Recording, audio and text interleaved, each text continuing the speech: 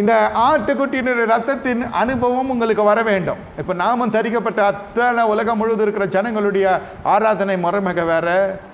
இப்போ இந்த ஆவியை தரிக்கப்பட்டிருக்கிற உங்களுக்கும் வார்த்தையினால் ஸ்தாபிக்கப்பட்டிருக்கிற உங்களுக்கும் வார்த்தையினால் பிழைக்கிற உங்களுக்கும் இருக்கிற வித்தியாசங்கள் வேற. என்னோட ஊடகத்தில் பயணப்படுகிற அன்பான விசுவாசிகள், இதை யார் எங்கிருந்து கேட்டுக்கொண்டிருந்தாலும் உங்களையும் சேர்த்து சொல்லுகிறேன்.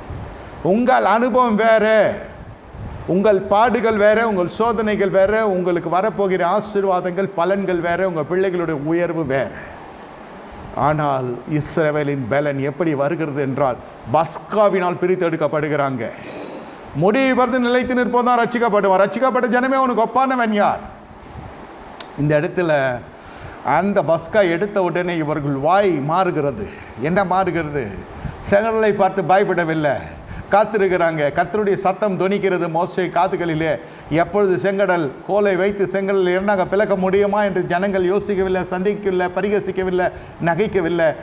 மாறாக அவர்கள் அமைதியாய் அந்த சபையார் காணப்படுகிறாங்க. அந்த காலகட்டத்தில் செங்கடலை கோலினால் அடிக்கிறான், ரெண்டாக அது பிளக்கிறது.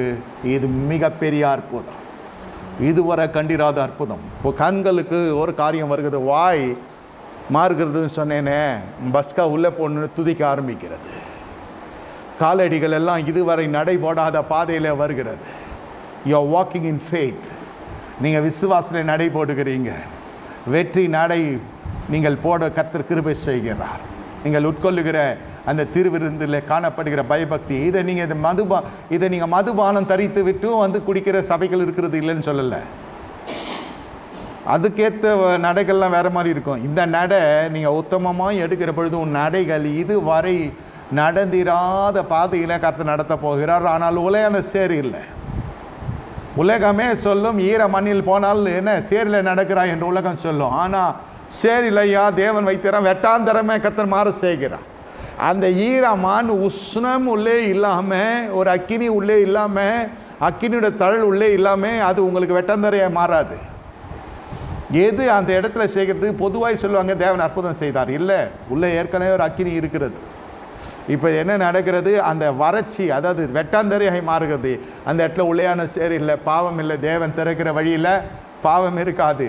பாதை உங்களுக்கு உறுதியாக இருக்கும். உதடுகள் என்ன செய்யும்? துதியினால் நிறைந்திருக்கும். வலது புறத்தில் இடது புறத்திலும் எது எதிரிட்டு நின்றதோ அது அடைக்கல பட்டணமாய் மதிலாய் நிற்கிறது. பின்னே பார்வோனுடைய சேனைகளும் வந்து கொண்டு இருக்கிறாங்க. கர்த்தர் அனுமதிக்கிறார். இதுதான் இந்திய நாளிலே காணப்படுகிறது.